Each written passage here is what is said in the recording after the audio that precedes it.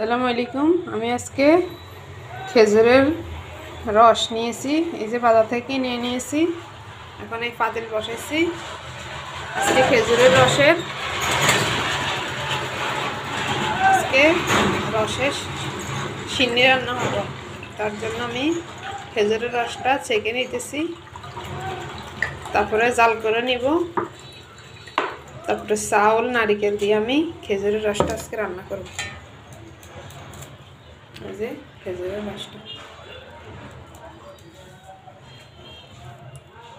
এই যে আমার খেজুরের রসটা এখন আমি জাল করে নিব ভালো করে। জাল করে তারপরে আমি নারিকেল দিয়ে খেজুরের রসের সিন্নি রান্না করব। এই যে আমার রসটা সিদ্ধ হয়ে গেছে, অনেক কমে গেছে। এখন আমি রসের জন্য নারিকেল করে নিয়েছি, চাউলে ধুয়ে ভিজিয়ে রাখছি। এখান দিয়ে গরম মশলা নিয়েছি, তেজপাতা, দারচিনি, এলাচ। এখন আমি নারিকেলটা দিয়ে দিব।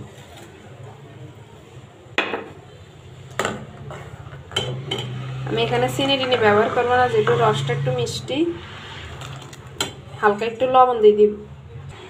আমি হালকা একটু লবণ দিয়ে দিছি মিষ্টিটা ইয়ের জন্য। এখন আমি চাউলটা দিয়ে দিব।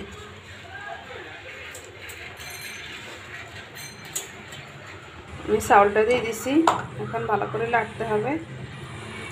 এখন আমি গরম মশলা নিয়েছি, এগুলো দিয়ে দিব।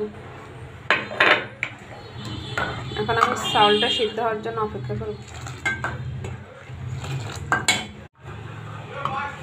আমার রসের সিন্নিটা রান্না শেষ।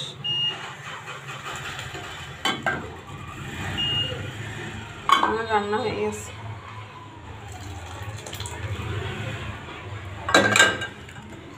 এখন আমি চুলা বন্ধ করে দিই।